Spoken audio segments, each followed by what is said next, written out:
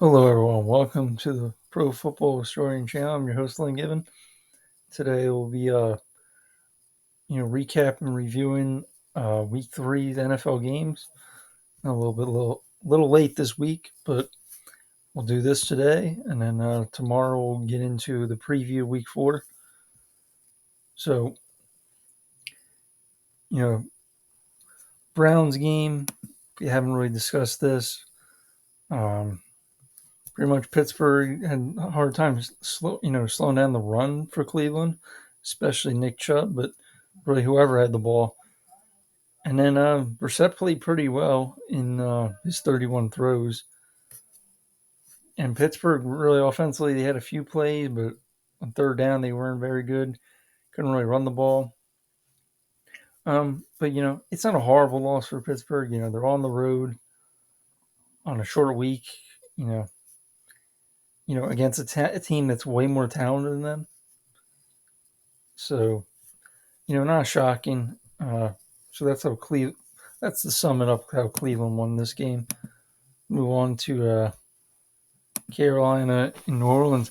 I will say a little bit different than previous weeks for New Orleans. Actually, this game they moved the ball for the most part the whole game. New Orleans, they just early fumbled by Kamara to return for a touchdown. They gave up a big play to Laviska Shenault late in the game, 67 yards in early the fourth. And, ultimately they had their second touchdown late in the game, the Saints. So Saints could move the ball. They just had they screwed up a lot and missed field goals, turnovers, and that's I'm including, the two interceptions and the fumble return. It just should have been a much closer game. Like Carolina didn't do much to get the win. They just made less mistakes. And that's sometimes how you win. Baker Mayfield again, 950%. And I don't put it all on Baker. Or even McCaffrey. McCaffrey, solid game. Nothing like spectacular, but so it's Ben McAdoo. The offense is just not very good. Not many guys open. They don't try to get the ball to the playmakers enough. Like DJ Moore, there's not enough targets. I think he's 6 targets if I'm correct. One catch, yeah. 2 yards, like you're one of the best receivers in the league, and they just don't involve him. McCaffrey, he got involved. You expect even more catches than 2, so they just don't get the balls to their best players for whatever reason. No one even more than 2 catches. It's a bad offense. I don't know if it's much better than last year, but last year was bad with Joe Brady, and then even when they fired him, obviously midway through the year. But either way, Panthers won. But I don't take a lot from what they did. It's more what New Orleans did or didn't do. And then Houston and Chicago. At this point, for the Bears, it don't seem like they trust Fields. And, it wasn't my favorite quarterback coming out, but I thought he showed signs even in preseason, but they're not throwing it. And like even when they're down against Green Bay or in this game, look, he didn't play well either. Like the few attempts he had, he threw the 2 interceptions. Both were pretty bad. And they did run against Houston. That's the reason why they won this game. Besides, the defense played pretty well, especially Roquan Smith. I think he had at least 16 tackles, if not more. 16 tackles, and he had that pick late in the game. And, Texans ran the ball all right, better than I would expect. But, Green Bay even ran really well against them. So maybe it's not that shocking, to be honest. Davis Mills didn't play well either. Both quarterbacks didn't play well. Both bad teams. I don't, it's hard to evaluate both of them, but, at least the Texans, you can see they threw 32 times. They put the ball in Davis Mills' hands. And with Chicago and first round pick, futures of franchise you would expect. They don't ask a lot for him. They don't throw it a lot. I know the offensive line is not great. But look at Houston's. Their whole team is not that talented. They got some offensive line like Tunsil, but again, I don't know what to think. But Chicago's 2-1. Sloppy wins, uh, but they're 2-1 again, and that's all you can ask for really for Chicago at this point. But I don't really see a lot more wins coming. Kind of like Carolina a little bit. Carolina, at least there's some talent on that team.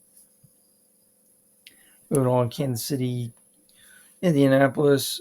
It was the game I did say I could see the Colts keeping it close or even upsetting the Chiefs. Didn't have a great feeling in this game with this game. A lot of Chiefs mistakes though. I don't really see. I don't think the Colts did a lot.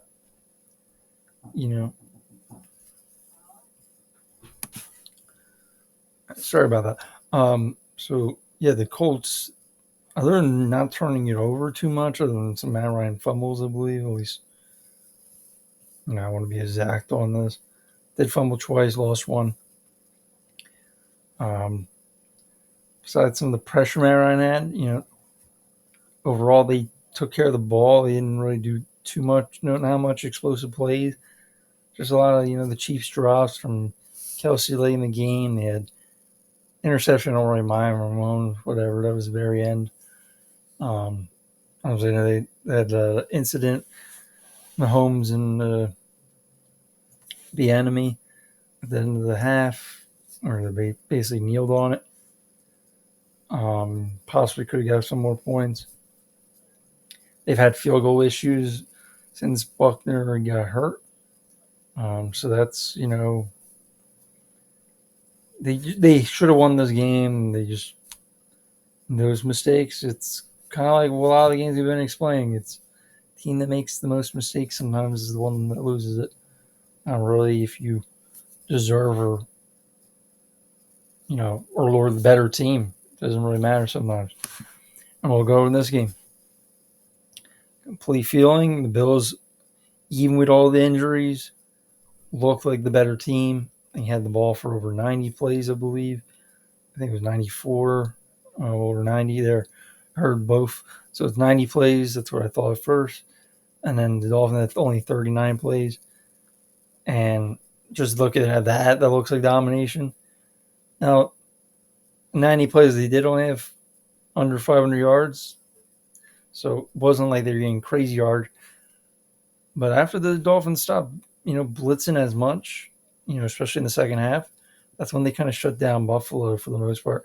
And obviously, Buffalo had chances at the end, even chances before the half.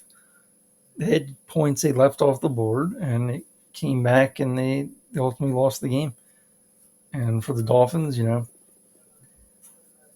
wasn't spectacular, really. Nothing really to say other than Waddle had some yards. But they just, a lot of hits on Allen, a lot of pressure. And Allen misses like one throw then, and, it kind of decides the game. I'm not worried about Buffalo. We do got a tough game this week coming up, but I think Buffalo will play the better team. Obviously, we've just seen Miami on Thursday night. How they looked wasn't awful, but, I don't want to discuss that game too much. We'll get to that, tomorrow. But Miami, had 3-0 start, and they found a way to win, and they found different ways to win all three of their games. Detroit, Minnesota, this is, a typical Minnesota-Detroit game the last couple of years. But Detroit, their offense has looked really good. And they really haven't turned it over much. They've been playing well. Defensively, not a lot to say. They don't make a lot of plays. They don't pressure quarterback much. It's not very good, to be honest. And, you would think that'd be a little bit better and maybe even the offense a little worse, but it's not been the case. The offense has played pretty well, and Goff's probably playing his best football of his career. I know statistically you could argue with the Rams sometime, but he looks like he doesn't have the help what the Rams were giving him. But what he's getting asked to do, and he's playing pretty well. And then Vikings, Kirk Cousins, when he's not pressured and they can run the ball like they did this game, it's very hard to stop them. And down the stretch, you can say they came in clutch and found a way to win this game late. Moving on, Baltimore and New England. I could say this is more of a result just New England not having the talent to be able to stop Lamar. Lamar picked them apart in the pass game and in the running game, and that's without much, a rushing threat. Like Justice Hill's 60-yard was, one big run pretty much, and then everyone else didn't have much going, not much working. Mark Andrews 2 touchdowns. He had Duvernay another touchdown. Even Josh Oliver got his first touchdown of his career. And then the turnovers from New England. They did fairly well, okay in the run, but the turnovers, there's not much to say about the last one. A little desperation. There was no penalty there. Marlon Humphrey was in hit that spot, and he's allowed to be there, and he, picks it off. But the other two weren't very good. The Josh Bynes one, and then the other one that he throws to, I think, Marcus Peters. Those weren't good. Well, other than that, Devontae Parker had a pretty good game, 156 yards, but only, caught half his passes that were thrown to him. So, and then, in the game, Mac Jones is hurt, and he's already been ruled out for next week's game against the Green Bay Packers. So, again, I really like the Ravens team. They got Buffalo this week. But they very well, could have been 3-0 going in that game. You could say that about Buffalo, too. They both lost to the Dolphins. Another good football team. So, they're trying to add some pieces like Jason Pierre-Paul because their defense, I'm surprised. I was always saying Arizona's probably the worst defense. I mean, I would probably still take Baltimore over Arizona, but it's not looked good at all. But they do have some talent, more in the secondary, and also, I guess they have some pass rushers maybe. But besides that, not a lot. And then Cincinnati Jets, we'll just go over just quickly. There's not a lot to say for the Jets. Relied on Flacco a little bit too much, but they were down pretty much the whole game. And Joe Burrow looked good and no turnovers. He hasn't turned it over since week 1. And pretty much everyone was involved. Chase wasn't involved as much. I think, they didn't really get to him much in this game and even in the previous week. So they're struggling to get Chase the ball. And I think that's more of an offensive coaching issue, but they had the talent. They played okay. Played a solid game, and they were just a better team than the Jets. Again, not a lot to say. And I guess they also did struggle running the ball, and they need to improve that because it hasn't looked good all year. Now, talking about this game, Tennessee gets up, 21-0, and then the Raiders start to come back. Raiders had pretty much 4 straight quarters of just bad football. And then in this game, they come back in the second half. Carl looks pretty good. They had their chances. They made this close, and interception at the goal line. They went home right off Waller, pretty sure. And hopefully Mac Hollins had a big day. I guess the teams are trying to stop Devontae Adams and even Waller occasionally, and it's allowing Mac Hollins and guys like that to get open, and which is good. But they haven't won, so that's the not good good part. And then defensively, Chandler Jones really hasn't looked great. And, Max Crosby's really the only guy that's looked good on their defense. At least that's standing out. I like Diablo, who's a solid player currently. But, again, Max Crosby's the only one standing out. And then Titans' defense has not played well. Pretty much allowing any team to move the ball. I think they've given up the most points in the league. And then offensively, their passing game really hasn't clicked, but give it time. We'll see. They just have to find ways to get Burks to the ball because he's the most explosive player, and then Woods is the other guy. Besides that, Austin Hooper is a solid tight end, but don't have a lot other than that. And then they have trouble, pass rushing. They have injuries there, so maybe they'll get a little bit better. Obviously, Landry won't be back this year, but again, thought Tennessee would win this game. I didn't expect it to be a blowout or anything, but it definitely got it close and close call. 1-2. They play the Colts now. And then Eagles Washington, just domination on the Eagles. I know they didn't score a second half point for the second straight week, but what you can say, 9 sacks on wins. Washington's offensive line did not play well. They haven't played really well all year. But in this game's, a lot of the yards they had was late in the game, garbage time. Yeah, and Eagles looking really good. Only last undefeated team so far, and got a tough matchup against Jags, who we'll talk about right now. Jacksonville, wins this game 38-10 against Chargers. Chargers had a bunch of Pro Bowl players out or even get in the game. But even then, Jags came to play and they pretty much shut down this offense. They got up, had 7 or so consecutive drives to get points. And it put the Chargers in a passing. They had to throw the ball. I don't know if Herbert really was affected by the injury. I'm sure he was affected a little bit, but it wasn't noticeable. And the Jags defense is for real, and they just shut down the Chargers. And because the Chargers can't run the ball, it makes it easier for defenses to kind of slow down this offense from time to time, especially when they get in a hole like that. And then offensively, and also teams can run the ball against the Chargers because they don't have enough big people or good run defenders in the middle of their defense. And, again, injuries happen for the Chargers, but they also don't have the pieces there currently to play the defense they want to play. Second straight year, you could say that. I mean, it's a little bit better than last year, but it doesn't look like it's going to be much better than that. Now, Rams, Rams could have made this worse. What they had? Allen Robinson dropped touchdown. I know they had another chance to get another touchdown. Thought they could run the ball a little bit more, but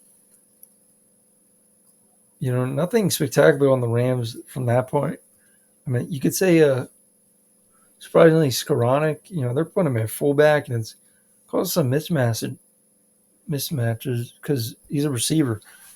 He's done a lot of blocking, stuff like that. So you could say maybe he could be eventually a tight end or something, but he's a receiver, and they're playing him fullback, and it's causing issues. It's something you're going to probably see a lot. Cardinals-wise, nothing really worked. Nothing. They threw it a lot. They couldn't run the ball. And they did get 14 catches of Marquise Brown, but besides that, it's nothing really explosive, and teams know kind of how to play the Cardinals at this point, and Rams especially do. Very familiar in the division. And it's going to be like this a lot for the Cardinals. They got some tough games for pretty much all year. Not many breaks. And now they got the Panthers, which you could say is a break, but remember, the Panthers came in when obviously Murray was hurt, McCoy last year, and Cam Newton was signed, and it just, well, not even Cam Newton, it wasn't close. Again, Murray's playing. We'll see how it changes. But I think the Panthers are a little bit better, even that team, and the Cardinals, I think, are worse. Again, that's another story. We'll move on. Seattle, Atlanta. I think Atlanta's the better coach team. Maybe, I don't know if they're more talented or anything. The teams are pretty even on talent level. But they give mismatches with the Kyle Pitts, really fast tight end that's pretty much a receiver. You got Drake London that's pretty much like a tight end who's a receiver. And Patterson's a running back that can pretty much be a receiver. So all these cause issues for defenses. And that's the way they're going to. And then they get Mariota involved in the run game. And that's how they're going to win games. And for Seattle, there's not a ton to say. Like, they did all right, but this is the team you should do good. So, because they just don't have the talent. Grady Jarrett looked great. And they have AJ Terrell, great corner. Besides that, not a lot. Older Casey Hayward. It's not a lot. Walker looks fine. You got some good players, Lorenzo Carter. But again, good win for Atlanta, first win of the year. And Packers Buccaneers. Great start to the game for the Packers, and second half came and they couldn't do a lot. Some were penalties, some were the Bucs kind of figured out what they wanted to do because the Packers were doing a lot of RPO. And this is probably going to be their offense for the year. Give me a lot of RPO and let Rodgers decide do they want to run or pass, depending on how the defense lined up and even what they do after the snap, pre and post snap. So, and then for the Bucs, they couldn't do a lot. Wasn't anything. There wasn't guys open, but they'd shoot themselves in their foot with a couple of fumbles, and obviously they were great plays from the Packers' standpoint on their defense. Brady got pressure a lot. And the key thing to note is their left tackle is really struggling in pass protection. And then their guard and center, their rookie guard and Godecki, or Godecki, I think is how to say it. And then Hainsey, their center, they struggle in the run game. So it's causing issues from that standpoint because, can't help one guy, maybe in pass protection they can help the left tackle. And then when they try to run the ball, you can't really help the interior. They have Fournette, they're trying to pound the ball. And they're not great at that. And Green Bay, Kenny Clark especially, just dominated the game. Romeo Doubs did pretty good with 8 catches. And his first touchdown. Other than the Rodgers interception, there was maybe a couple plays you could have done. But Rodgers overall played pretty well. I thought Brady did fine too. I mean, there's not a lot of mistakes he made. It was more the team around him. And if these teams ever do play again, I think Tampa Bay's going to be ready for what the Packers are going to bring. But Packers should be, better at that point. They're going to have the young guys. They should be playing well and being used to this offense and Rodgers being used to them. And then for the Buccaneers, they're going to be more healthier for the game. Both teams will be improving. Packers offensive line's getting healthy finally. And the receivers again, Dobbs is looking better. And he looks pretty good. And then they're going to have Christian Watson, their speed threat, which should open things up because they didn't have him for this game. And then for the Bucs, Mike Evans didn't even play. Julio Jones and Chris Godwin hurt. So that's key things. These teams won't look this, if you want to say this bad on offense, but they were playing really good defense and they struggled. Moving on, this is a sloppy game, a lot of punts. It's more of the mistakes 49ers had, especially Garoppolo. Garoppolo did not play well. Plenty of open guys, mostly Deebo Samuel to note. He had a touchdown on the right side, wide open, first read offense, designed by Kyle Shanahan, and for whatever reason he looks away. And he has another one where he underthrows it really badly. And instead of for a touchdown, he gets tackled. Deebo Samuel actually falls down. Yeah, the safety that he steps out of the end zone, which he throws a pick six on after he steps out. But it didn't matter, obviously, because it's the safety at that point. Just a lot of bad things. And obviously, lost Trent Williams doesn't help. The Broncos are 2-1, and it's not looked great. I think it's 16 points, 16 points, 11. The 49ers, you lose to the Bears, you lose to the Broncos. Teams you're probably more talented than, but it's just how it is. It's the mistakes again. And it was a key for this week. Team that made the mistakes usually lost the game. And for this Giants-Cowboys game, Cooper Rush did fine, but they stuck with the run. This is what they should do when Prescott come back. I think they got the running backs. I just don't know if they got much in the receiving game. They got to around the ball. CeeDee Lamb's really the only threat, and teams are kind of focusing on him. And it's Crane issue because this offense is predicated on the receivers they got.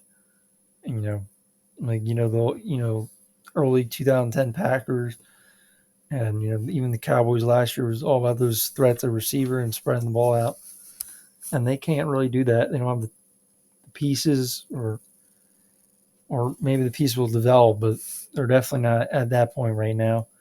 Either way, it was a close game for the most part, but Dallas looked like the better team overall, and they pressured, I think, Daniel Jones 24 or so times, which is crazy to even think about. Quarterback getting pressured that much. It's not like he threw it 60 times. He threw it 37, besides, the sacks and stuff like that. Barkley had one good run. Daniel Jones ran for 79 yards. Daniel Jones played really well. I mean, maybe not really well, but he played good enough to win. And he had the pick at them, which is not his fault. The receiver fell. I think it was Sills or whatever. And they don't got much receiving game threats. I don't know what's going on. Some of these players are injured, but you get Shepard hurt in this game.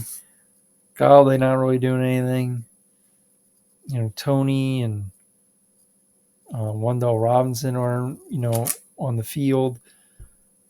So issues from that standpoint. Defensively, they just couldn't really stop Dallas for the most part. And also, obviously the pressure happened, but Evan Neal probably had his worst game of his career. Obviously, he's only been 3 games, but even in college, he never had a game like that. At least not that bad. And, it's his first year. Andrew Thomas didn't look really good. Now he's looking like a pretty good tackle. So, anyway, I appreciate you watching and listening. Thanks for watching this recap of Week 3. We will do Week 4 preview tomorrow. So stay tuned and have a great weekend.